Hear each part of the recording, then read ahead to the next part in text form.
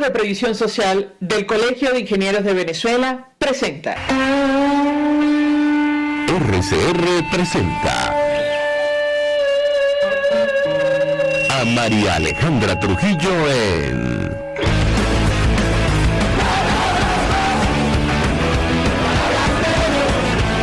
Palabras Más, Palabras Menos.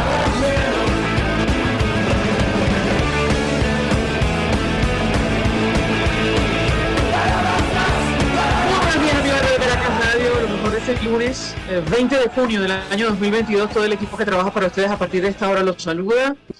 En la producción hoy nos acompaña Catherine Manzano, en los controles Néstor Tobar, quien tendrá el inmenso placer de acompañarles María Alejandra Trujillo. Saben, ustedes se pueden comunicar desde muy temprano a través de la cuenta de Twitter @RCR750, seguirnos por el Periscope, por internet rcr750.com y el resto de nuestras plataformas digitales a través de TuneIn y YouTube. Escuchaban ustedes un resumen de las informaciones más destacadas en Venezuela y el mundo.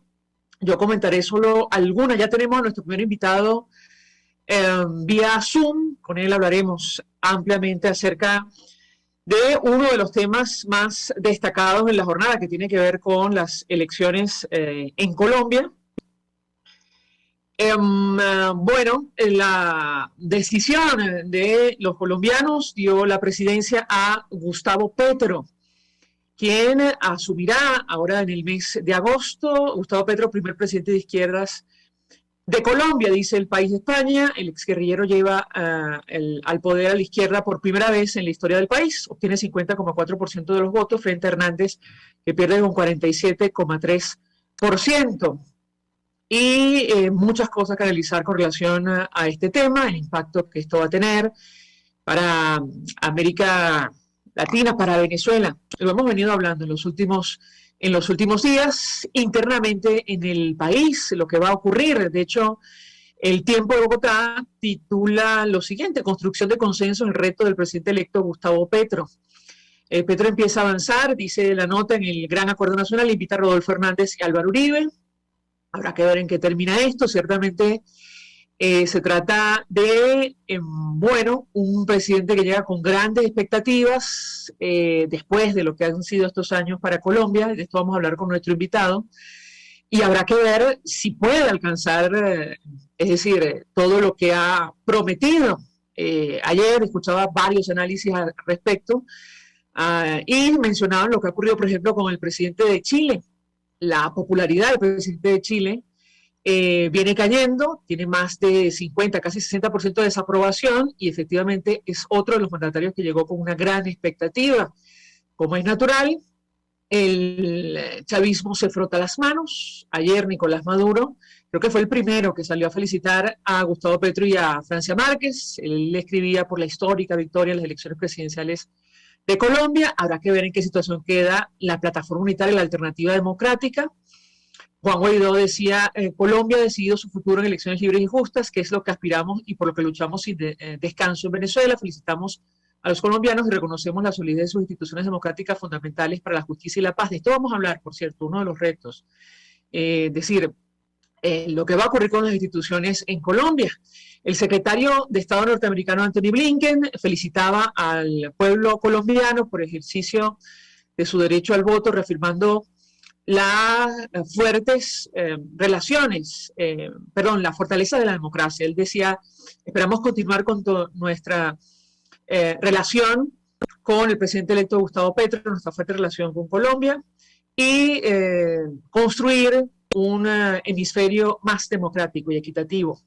Bueno, de todo esto y más vamos a hablar en los próximos minutos con nuestro invitado. Simplemente comentar a propósito del avión venezolano, saben ustedes, con ciudadanos iraníes detenidos, por decir algo, en Argentina. Bueno, se complica el asunto y ya el FBI y la CIA han pedido información sobre la tripulación que iba allí. El FBI confirmó, de hecho, nexo del piloto del avión venezolano iraní con Quds y posible relación con Hezbollah. Además, en nuestro país cerramos la semana con la decisión del Departamento del Tesoro de retirar a Eric Malpica Flores de la lista de sancionados. Esto también hablaremos un poco a lo largo de la mañana de hoy. Ya tenemos al profesor Ronald Rodríguez y le agradezco amanecer con nosotros por el cambio horario después de la jornada de ayer en Colombia.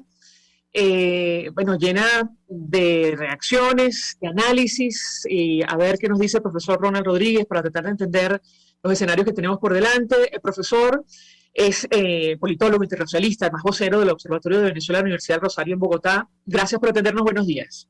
Buenos días, María Alejandra, gracias por la invitación. Profesor, una primera valoración de su parte acerca de lo que vimos ayer. Por una parte, una elección como se esperaba y arrojaba las encuestas cerrada. El segundo, bueno, el único que competía con Gustavo Petro, Rodolfo Hernández, consiguió, como hemos escuchado desde ayer, una hazaña, obtuvo más de 10 millones de votos, sin maquinaria partidista prácticamente. ¿Qué puede decirnos? Lo escuchamos. En efecto, María Alejandra, este es un día bastante llamativo porque es la primera vez que un gobierno de izquierda llega a la presidencia en Colombia. A diferencia de otros países de la región o incluso del globo, Colombia ha tenido una particularidad y es que es un país mucho más conservador y de hecho pues el mapa político que deja el resultado de ayer demuestra que sigue siendo un país bastante conservador.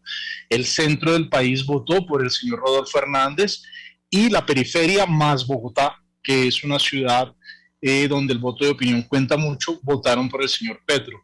Y cuando uno mira el mapa, la primera imagen es esa, es un mapa en el cual el centro estaba con Rodolfo Hernández, que si bien no contó, digamos, de forma directa con el apoyo de los partidos tradicionales, sí, digamos, se sumaron o se subieron en la Rodolfoneta, como se hizo popular en Colombia, la campaña de Rodolfo Hernández, grandes componentes de los partidos tradicionales, si bien, por ejemplo, el Partido Conservador no dijo que sería parte del gobierno de Rodolfo Hernández, sí presentó su apoyo, igual pasó con el Partido Liberal, con el Partido de la U, incluso con Cambio Radical, que su líder político dejó en libertad a sus electores, también se sumaban, y particularmente pues el candidato que recogía al uribismo, que era el señor Federico Gutiérrez, incluso cuando perdió la primera vuelta se sumó a Rodolfo Hernández.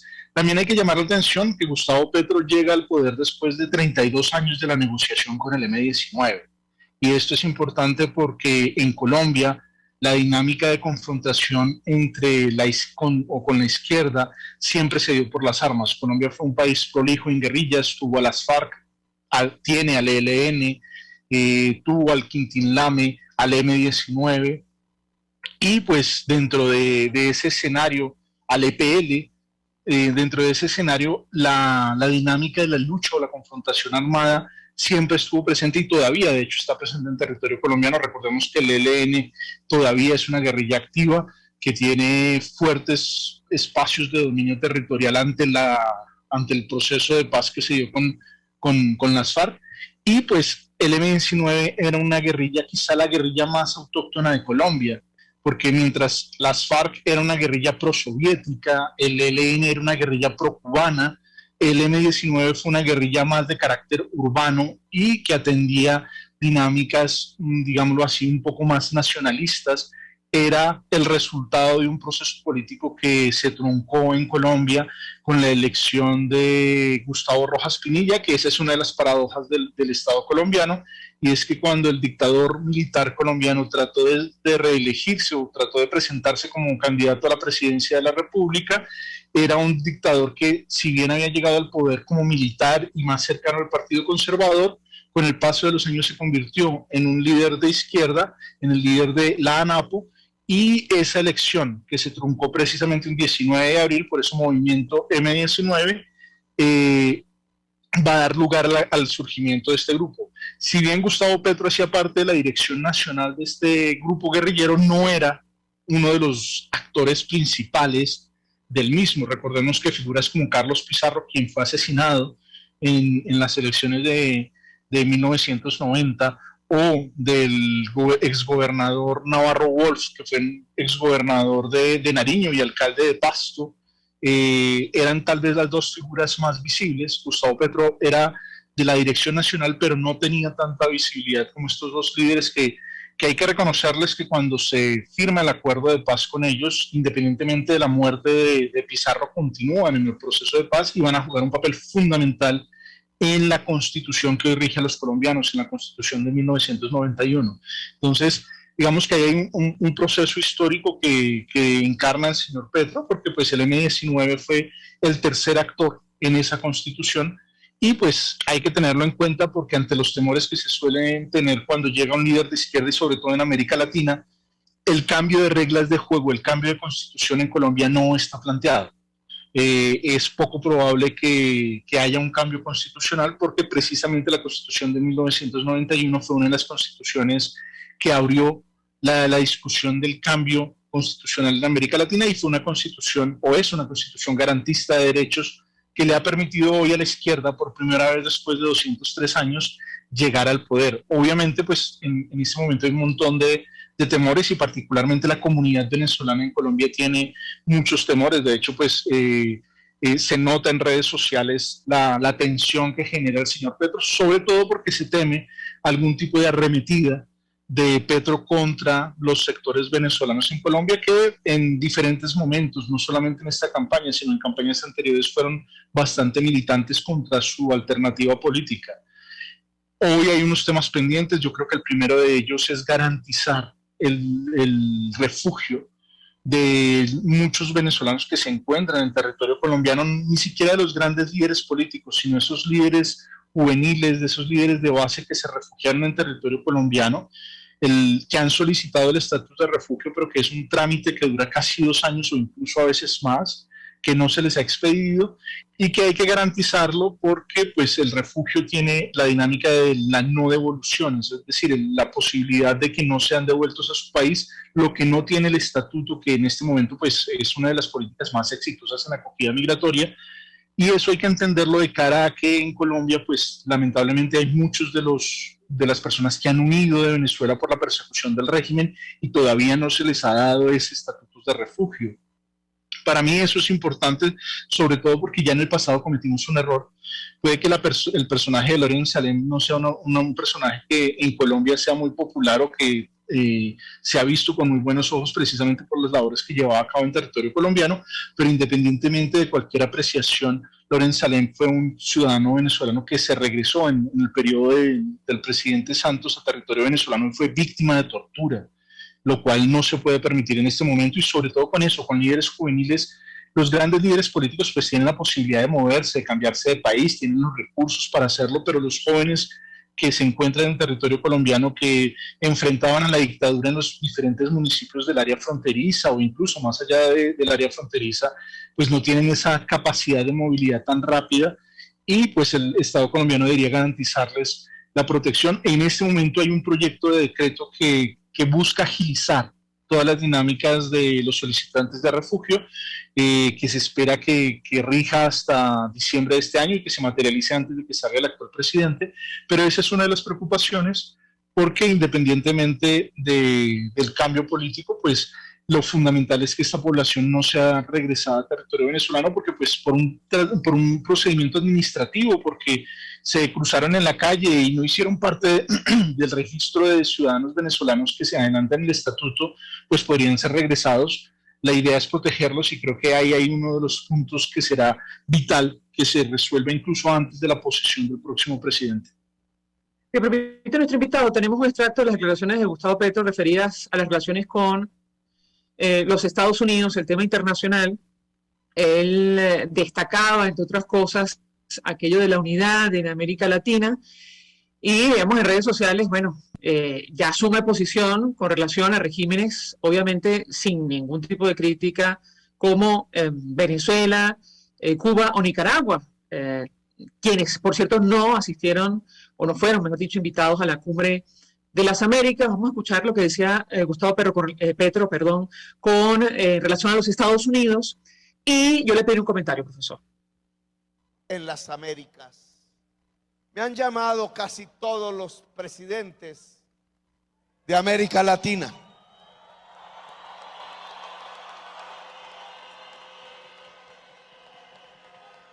Y creo que hoy sí podemos proponer ahora sobre este triunfo que nos ha dado el pueblo colombiano, un diálogo en las Américas sin exclusiones de ningún pueblo, de ninguna nación, en toda la diversidad que es América. Yo creo que llegó el momento de sentarnos con el gobierno de los Estados Unidos y hablar, dialogar sobre lo que significa el hecho que en todo este continente americano que compartimos, allá se emita, como casi en ningún otro país, gases efecto invernadero, y aquí los asumimos, los absorbemos a partir de nuestra selva amazónica. Si allá se refería en esta parte al tema de la transición energética, ya lo analizaremos un poquito más adelante, pero yo le pedí un comentario, profesor, porque, bueno, de alguna manera, si me permite hacer un guiño a lo que acaba de ocurrir efectivamente en la cumbre de las Américas. ¿Qué podemos esperar en su opinión? Supongo que allí incluye, sin mencionar, insisto, los regímenes de Venezuela, Cuba y Nicaragua. Todos felicitaron inmediatamente, lo felicitaron por su elección. ¿Qué puede decirnos? Lo escuchamos. Bueno, en efecto, el terreno internacional será uno de los más complejos para la administración que llega.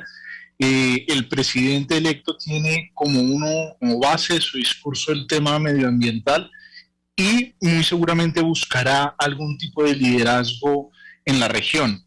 Creo que en este terreno, este tipo de gobiernos, particularmente los gobiernos de izquierda, suelen buscar ciertas sintonías regionales y adelantar agendas comunes. Lamentablemente, en estas instancias, América Latina encuentra que la gran mayoría de sus órganos supranacionales pues están bastante complejizados. La OEA pues es una institución que no está funcionando, que no está dando los resultados que muchos esperarían en la región. En el caso de UNASUR, pues recordemos incluso que Venezuela en este momento se encuentra suspendida por violación de derechos humanos. La CAN sin Venezuela es un órgano acéfalo, porque era un órgano que tenía la convivencia de Colombia y Venezuela, y eso permitía un relacionamiento que hacía de la región andina un espacio muy interesante. Pero después de la salida desde el 2006 de Venezuela por la decisión de Hugo Chávez ante la firma de tratados de libre comercio del Estado colombiano, pues se ha perdido también ese espacio. UNASUR es un cadáver insepulto y PROSUR es un proceso que no termina de nacer. Entonces, estamos en un momento donde en América Latina la dinámica de ejercer liderazgos es bastante compleja, porque no hay instancias en las cuales se puedan ejercer esos liderazgos. Incluso la CELAC se ha desdibujado bastante después de haber desarrollado una dinámica tan importante en el Grupo de Río y tratar de ir hacia la institucionalidad en la CELAC.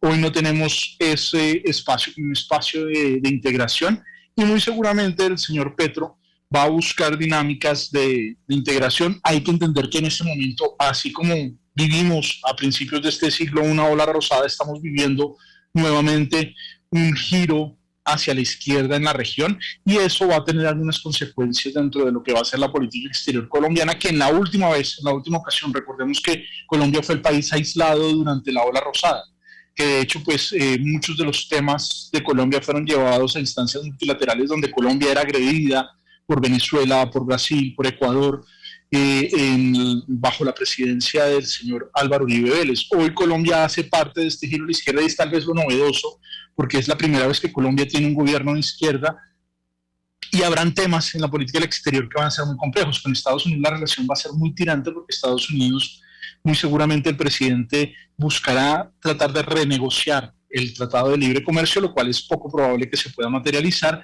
Así que muy seguramente el presidente buscará algún tipo de liderazgo regional frente a los temas ambientales, que particularmente hay que decir que es lo que más ha cautivado a su nuevo electorado. Los jóvenes colombianos no son jóvenes de izquierda per se, son jóvenes que tienen nuevas demandas, son jóvenes que no hacen parte de partidos políticos. Cuando uno conversa, por ejemplo, yo dicto clase en primer semestre, y siempre me ha gustado dictar una de mis clases en primer semestre, porque eso me permite tener la temperatura de las nuevas generaciones, y siempre al iniciar el semestre les pregunto cuántos pertenecen a un partido político, y con excepción de uno o dos, que además uno pertenece al Centro Democrático y otro a la Colombia Humana, o lo que hoy es reconocido como el Pacto Histórico, la gran mayoría se declaran no partidistas.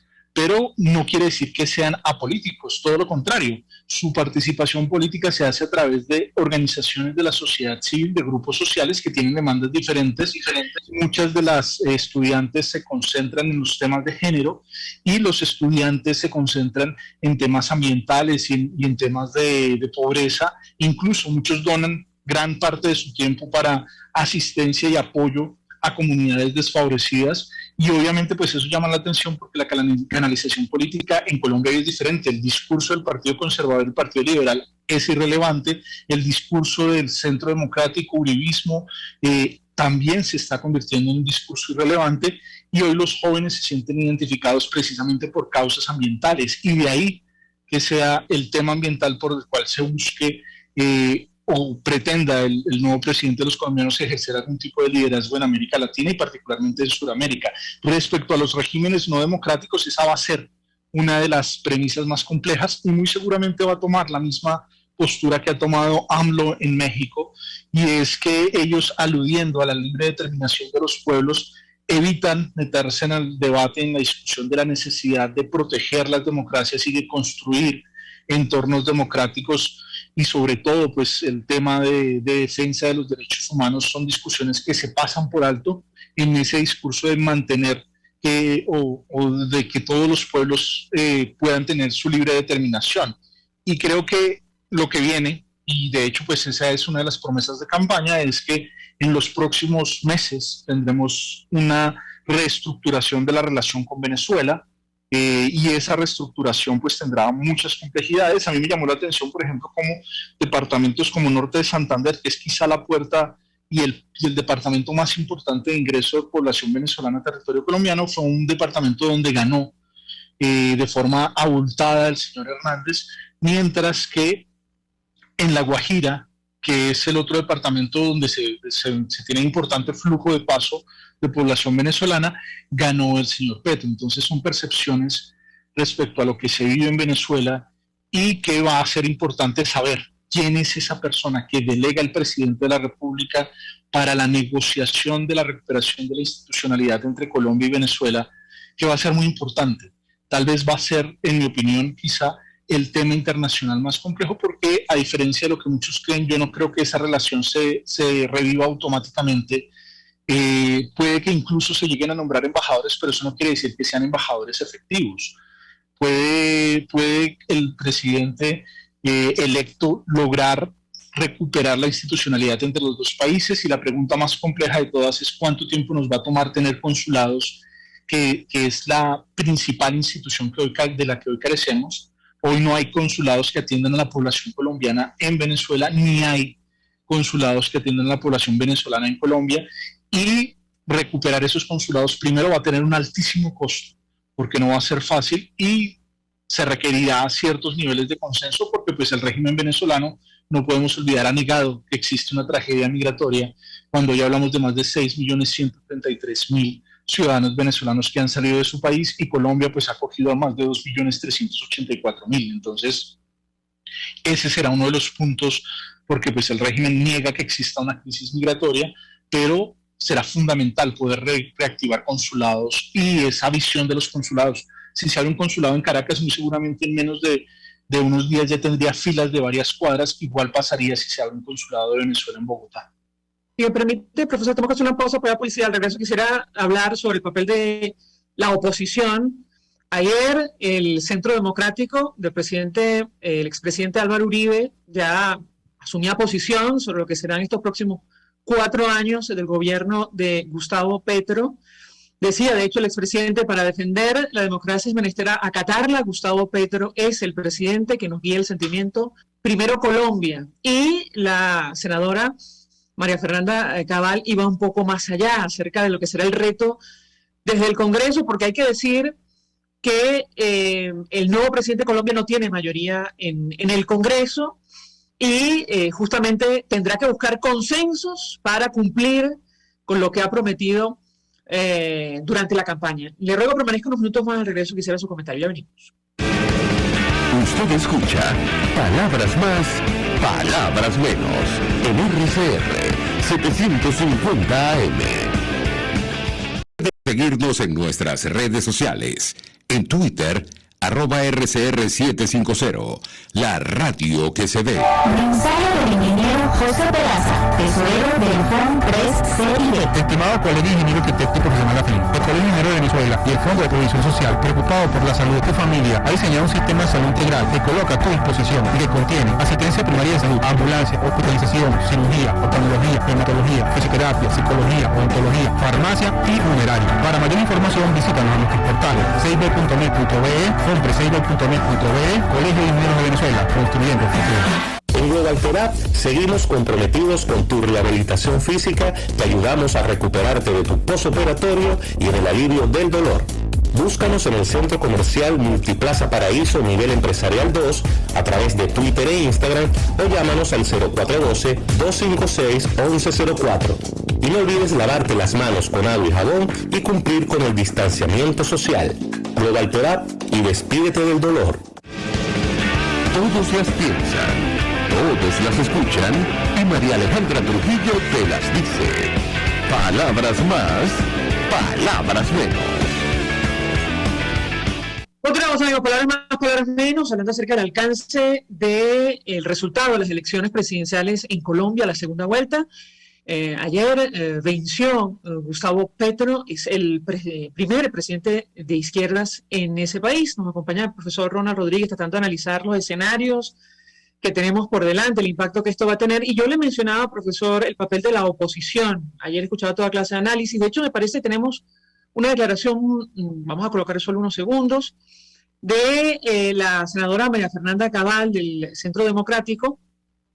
Decía en este video que es una etapa difícil la vida nacional, está por empezar. Vamos a escuchar lo que ella decía. Insistimos, inicia este gobierno sin tener mayoría en el Congreso. Es una institución fundamental en Colombia. Escuchamos lo que decía la senadora, yo le pediría un comentario. Colombianos, Chile y Colombia eran los dos bastiones, los dos muros de contención contra el socialismo del siglo XXI, que nuestro país se disfrazó de progresismo y que no es otra cosa que el comunismo puro y duro, tomándose a Latinoamérica. Hace 6 meses cayó Chile y hoy ese país ya siente el peso de sus decisiones en su vida cotidiana, su economía y sobre todo en la limitación progresiva de sus libertades. Hoy cae Colombia, porque se demuestra que la Colombia después de estas elecciones es diferente por la paradoja de que la democracia puede acabar con ella misma para llevarnos a la instauración de un régimen socialista. Hoy perdió Colombia porque ganó el mal llamado pacto histórico que no la representa, no representa a sus gentes, ni su pujanza, ni su tradición democrática, ni su apego a la libertad. Medio país ha dicho en las urnas que no está de acuerdo con las propuestas y las promesas populistas de Petro. Y ese medio país necesita y tiene derecho a ser escuchado, además del 48% del país abstencionista. Por ello, desde hoy mismo nos declaramos en oposición, desde hoy mismo convocaré a mis conciudadanos para convertirnos en celosos defensores de la libertad, de pensar distinto, de expresarnos, de emprender, de generar riqueza, de libertad de tener, de progresar, de construir futuro.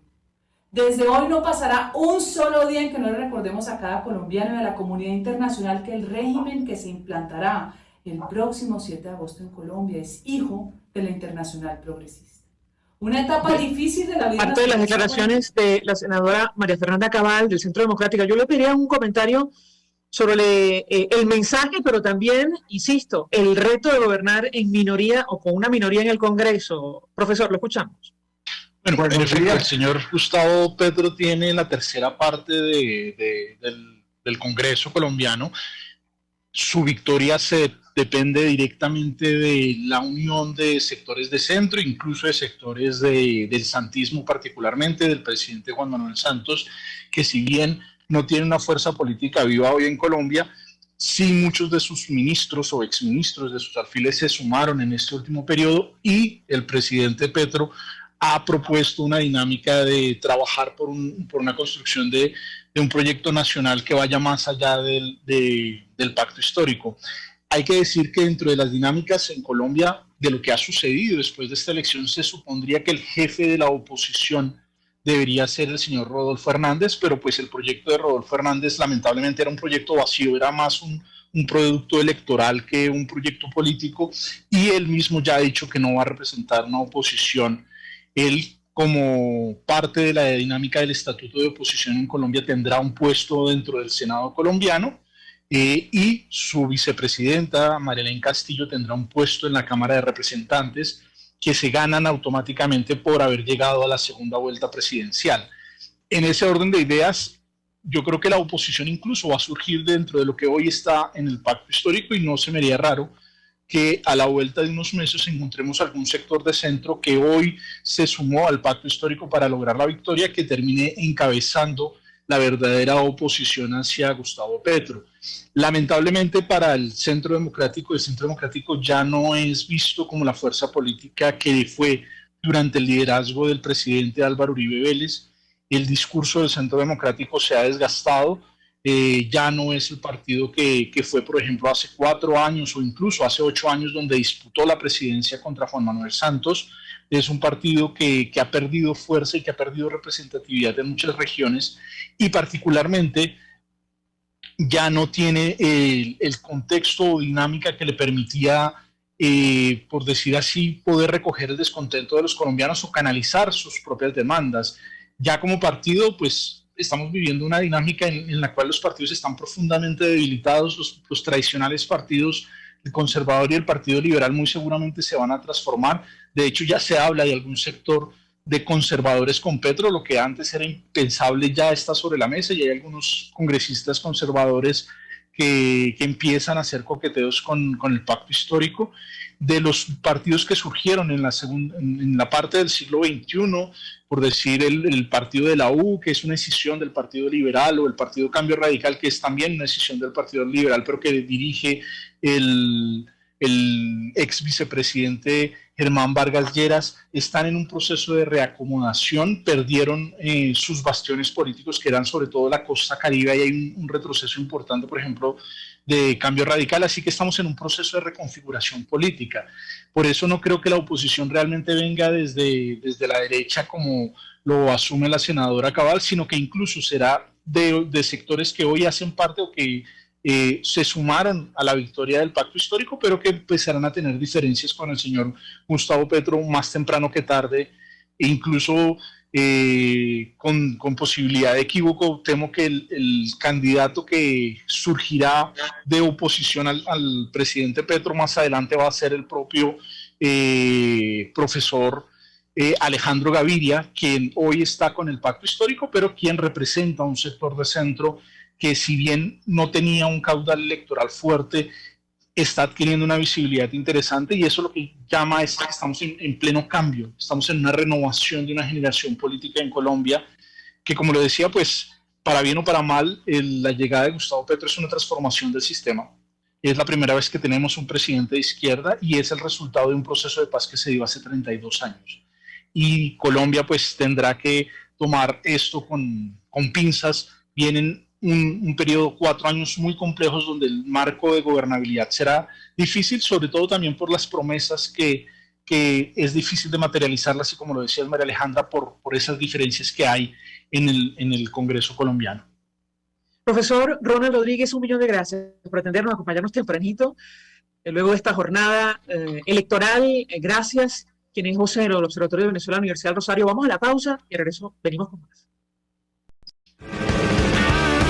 Estás escuchando Palabras Más, Palabras Menos, por RCR 750 AM. RCR 750 AM, porque lo bueno une. Mensaje del ingeniero José Peraza, tesorero del FON 3 Serie. Estimado colega ingeniero arquitecto y profesional afín, el ingeniero de Venezuela y el Fondo de Previsión Social, preocupado por la salud de tu familia, ha diseñado un sistema de salud integral que coloca a tu disposición y que contiene asistencia primaria de salud, ambulancia, hospitalización, cirugía, oftalmología, hematología, fisioterapia, psicología, odontología, farmacia y funeraria. Para mayor información visítanos a nuestros portales seibel.net.be, compre-seibel.net.be, Colegio de Ingenieros de Venezuela, construyendo el futuro. Mis amigos, quiero hablarles de Biodiagnóstico, un nuevo laboratorio clínico con un concepto original. Además de estar dotado con los equipos de la más reciente tecnología y el personal de más alta calificación, Dilab Biodiagnóstica te ofrece ambiente y trato amables y los precios más económicos en todos tus exámenes de laboratorio. Pide tu cita en el 0212-945-5788. Dilab Biodiagnóstica. Precisión y confianza en laboratorio clínico. Pluralidad contigo. Respeto contigo. Responsabilidad contigo. Libertad contigo. Estamos contigo y punto. De lunes a viernes a la 1 de la tarde. Contigo. Solo por RCR 750 AM. Porque lo bueno une. ¿Recuerdas el nombre? Información, opinión, contraste. María Alejandra Trujillo está en Palabras Más, Palabras Menos. Continuamos, amigos, Palabras Más, Palabras Menos, hablando acerca de la elección presidencial en Colombia, la segunda vuelta. Ayer, venció Gustavo Petro, el primer presidente de izquierda, como dicen varios medios de comunicación en Colombia. Obtuvo 50,4% del voto frente a Rodolfo Hernández, que perdió con 47,3%, una elección absolutamente cerrada. Nos acompaña a partir de esta hora el profesor internacionalista Félix Gerardo Arellano. Gracias por atendernos, profesor. Bienvenido, buenos días. Buenos días, un cordial saludo para ti, tu equipo y la audiencia. Pues le pediría un comentario inicial acerca de este tema. Preocupa mucho, como decía nuestro invitado anterior, para los venezolanos que residen en Colombia, pero también para nuestro país y el objetivo final de las fuerzas democráticas, que es una transición en Venezuela. ¿Qué puede decirnos? Lo escuchamos. Mira, creo que ahorita la palabra más adecuada es el reino de las incertidumbres, porque el sentido común, la experiencia política indican que los radicales en la campaña electoral, al llegar al poder, tienen que moderarse, y moderarse más aún, en el caso colombiano, por un Congreso fragmentado que hace difícil la gobernabilidad, por una polarización tan grande, un país dividido en dos. En consecuencia, hay una oposición dura de parte de la población, unos medios de comunicación difíciles, una sociedad civil, unos poderes, un poder judicial que ha tenido un papel importante en la gobernabilidad colombiana, de tal manera que frente a un panorama tan complejo, pues el sentido común, repito, y la experiencia de gobernabilidad estilo Chile, incluso Perú, bueno, es a moderar, a establecer un equipo técnico que logre credibilidad y confianza. Sería terrible para Colombia que reine la desconfianza y las inversiones y la economía empiece a deteriorarse, porque se agrava aún más el problema social, que es el que ha permitido que las banderas del radicalismo obtengan el poder. Una historia de desigualdad que nadie puede negar y que los partidos tradicionales se desconectaron frente a esa gravedad. Entonces los radicales, los populistas aprovechan la oportunidad. Ahora viene el reino de las incertidumbres. ¿Será la personalidad de Petro capaz de lograr ese equilibrio? Realmente una lección que uno cada día recibe es que gobernar es de centro, pero las campañas electorales son de radicales y la población no termina de comprender que es un falso discurso, que son soluciones mágicas que no tienen estabilidad ni sustentabilidad, y que lo fundamental es la inclusión, la negociación con los diversos sectores. Ahora la tarea es negociar con los partidos de oposición en el Congreso o seguir la fórmula venezolana de dividir y fragmentar aún más a la oposición y lograr una posición favorable al gobierno. Realmente el reto es enorme para el presidente. Han tenido tono radical, en particular la vicepresidenta, y creo que en esas condiciones se hace difícil la gobernabilidad, pero es evidente que el problema social e histórico de Colombia y de muchos países latinoamericanos exige soluciones. Ese es el gran reto. Se suma a nuestra mesa de debate en esta parte del programa Carmen Beatriz Fernández, quien es especialista en marketing político, forma parte del equipo de Data Estrategia. Gracias por atendernos. Buenos días. Buenos días, María Alejandra. Encantada de estar con ustedes.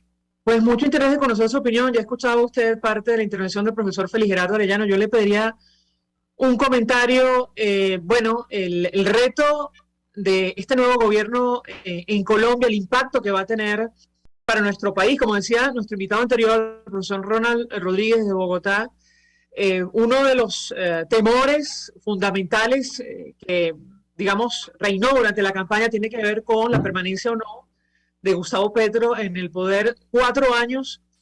Simplemente, ¿qué puede decirnos? La escuchamos. Sí, venía oyendo los comentarios del profesor Arellano, que me parecían muy sensatos y muy acertados, ¿no? O sea, creo que sin duda una de las incógnitas y las incertidumbres es conocer verdaderamente cuál es el proyecto que tiene Petro en la cabeza, pues, ¿no?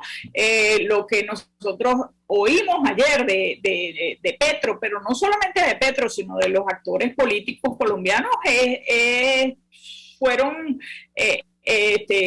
comentarios muy sensatos, muy institucionales, un descanso y una confianza hacia las instituciones, la verdad llamativa, o por lo menos llamativa desde la perspectiva venezolana, y llamativa también en función de lo arisco y de lo erosivo que había sido el tono final de esta segunda vuelta a la campaña, ¿no?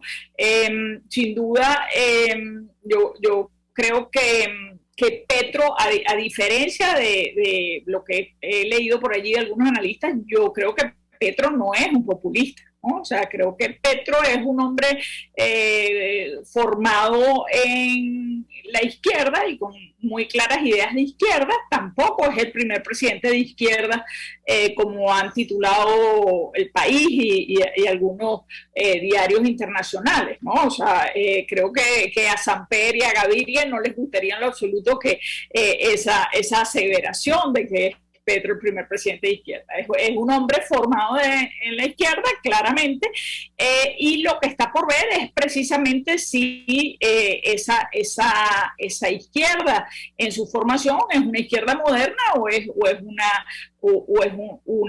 una izquierda doctrinaria. Lo que oímos ayer en el discurso habla más bien de un hombre de izquierda moderna, ¿no? O sea, un pensamiento de izquierda moderna. ¿Lo será? ¿No lo será?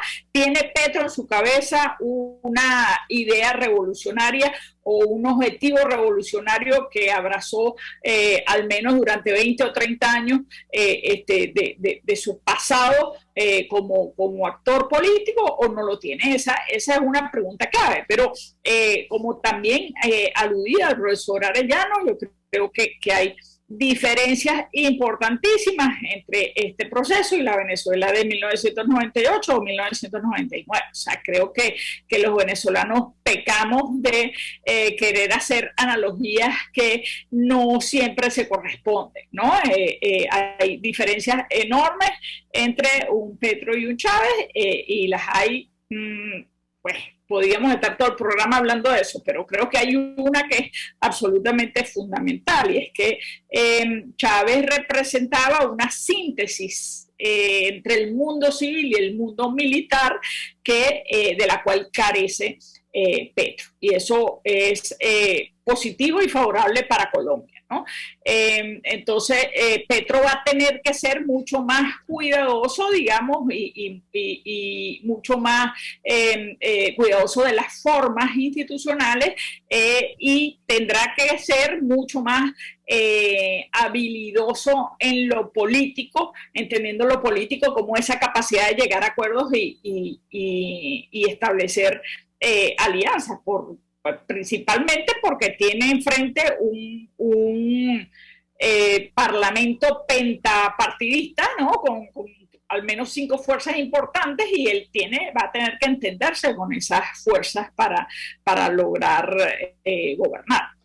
Ahora, si me permite, nuestro invitado, está clara la posición de Gustavo Petro con relación inicialmente al régimen de Nicolás Maduro.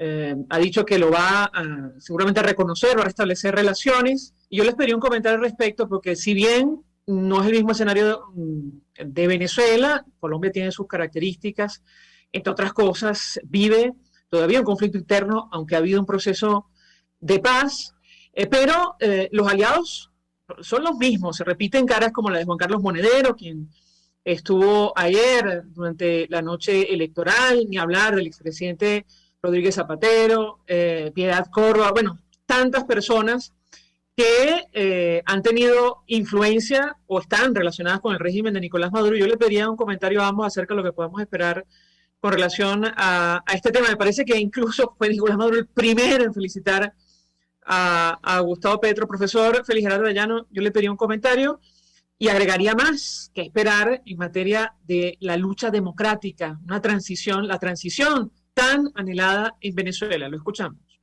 Bueno, pregunta compleja, con muchos elementos, ¿no?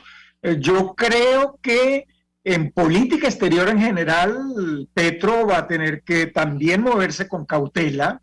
Hay muchos intereses, particularmente la relación con Estados Unidos es muy profunda. Seguramente querrá hacer algunos giros, pero giros que tienen que ir con prudencia. Creo que para su beneficio tiene a Joe Biden y al Partido Demócrata en los Estados Unidos, y eso le puede permitir definir puentes y tener una relación más diversa que un partido radical y un Donald Trump más radical como lo teníamos anteriormente. Pero en la relación con Venezuela es indiscutible que es necesario un giro que permita, en particular, yo abogaría porque la primera decisión que se debe adoptar, ganara quien ganara, es el restablecimiento de las relaciones consulares. Las relaciones consulares son fundamentales para los sectores más débiles, para la población necesitada, un enfermo, un joven, un estudiante, un trámite o un negocio comercial. Todo eso pasa por la vía consular. El tema diplomático es político, es más complejo, se manejará con las prudencias que el caso lo requiera. Ahora, claro que hay vínculos ideológicos entre Petro, su pasado y el proceso bolivariano, hay vínculos con los personajes que tú acabas de mencionar, pero repito, yo creo que para Petro es un reto delicado. Quizás el esquema del presidente Boric de Chile puede ser interesante en el sentido de darle un debido respeto, como debe ser, a los derechos humanos, a los valores liberales en cuanto a libertades, la libertad de expresión, la libertad de organización. Creo que en eso el presidente Boric ha dado una señal interesante, la dio previo a la Cumbre de las Américas, lo ha dicho claramente, la izquierda no tiene por qué avalar la violación sistemática de los derechos humanos que en este momento está ocurriendo y es vergonzosa en Cuba, en Nicaragua y todo el largo expediente venezolano. Yo creo que eso tiene que manejarlo con cautela. Esas son las habilidades complejas que le esperan. Yo creo que la más profunda y la que la comunidad internacional está atento es cómo lograr equidad, cómo lograr los beneficios para los sectores más vulnerables, las oportunidades, sin destruir el modelo, sin destruir los avances y sin espantar a la inversión. Profesora, Carmen Beatriz Fernández, adelante. Sí, soy profesora también. Lo sé. No puedes decir. Identificamos a la invitada. Sí, lo sé. Adelante. Sí, no, muy bueno. Yo creo que fíjate, Petro creo que está plenamente consciente de que los altibajos en la popularidad de Duque durante todo este periodo de gobierno tuvieron que ver muy directamente con sus acercamientos y sus alejamientos al problema de Venezuela. Entonces, digamos, el problema de Venezuela es altamente sensible para Colombia, para los colombianos, y será el tema, uno de los temas fundamentales de Petro. Y Petro, mejor que nadie, sabe cómo le hace daño, digamos, ciertas amistades peligrosas, ¿no? Tan claro lo tiene que prácticamente la sociedad colombiana le pierde el miedo a Petro, y Petro logra hacerse presidente porque la sociedad colombiana le pierde el miedo en buena medida gracias a las peleas públicas, a los rifirrafes públicos, idas y venidas que mantuvo con Maduro. Muy conveniente, ¿no? Es decir, Maduro tuvo la habilidad, podemos decir, de felicitar a Petro ayer, el primero en felicitarle, pero no endosarle o no mostrar su favoritismo hacia Petro durante toda la campaña, a sabiendas de que eso era pues una base muy peligrosa para el propio Petro, y probablemente hasta lo habrían acordado, ¿no? Yo creo que es muy importante entender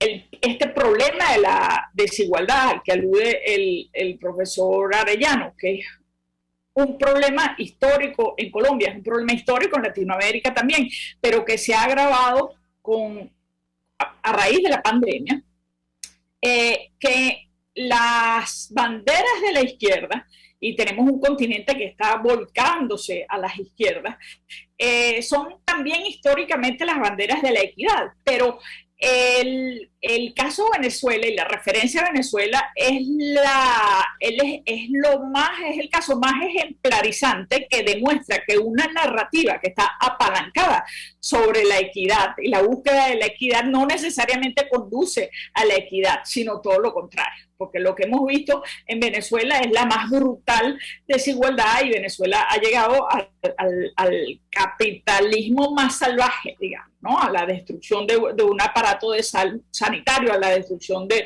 un sistema educativo que básicamente lo que hace es generar desigualdades mucho más profundas, ¿no? Y mucho más duraderas. Entonces, creo que una cosa es, y las izquierdas han sido muy habilidosas en triunfar con narrativas apalancadas sobre la equidad, pero mucho más difícil es lograr trabajar por la equidad, ¿no? Y ese creo que es el reto de esa izquierda moderna, y ojalá que el modelo sea más bien o las alianzas sean más bien las de un Boric que las de un Ortega o un Maduro, ¿no? Gracias a ambos por atendernos, acompañarnos la mañana de hoy. Feliz Gerardo Arellano, profesor internacionalista, Carmen Beatriz Fernández, quien también es profesora, pero forma parte del equipo de Data Estrategia, especialista en marketing político. Gracias, tratando de ayudarnos a analizar el impacto y la trascendencia y el alcance de esta elección en Colombia. Bueno, efectivamente, son muchas las promesas que ha hecho el nuevo mandatario colombiano. Una de ellas, por cierto, la transición del petróleo a energías renovables, que muchos analistas consideran va a ser muy difícil de cumplir, entre otras cosas, por la dependencia ahora mismo de la economía colombiana de las exportaciones petroleras. Es la principal fuente de exportación de Colombia y la principal fuente de ingresos del Estado colombiano, según escribí hace algunos días la BBC de Londres. Esto va a ser unos puntos fundamentales, entre otros. en materia económica, efectivamente, que es una de las razones que motivó justamente el resultado de este domingo en el país vecino. Gracias. Nosotros nos despedimos y lo hacemos a nombre de Jaime Estares en la Dirección General de la Estación, en la gerencia de producción, Willy Charcaya. En la producción hoy nos acompañó Catherine Manzano, el control es Néstor Tobar, quien tuvo el placer de acompañarles, María Alejandra Trujillo. El Fondo de Previsión Social del Colegio de Ingenieros de Venezuela presentó. RCR presentó Palabras Más, Palabras Menos. RCR 750 AM.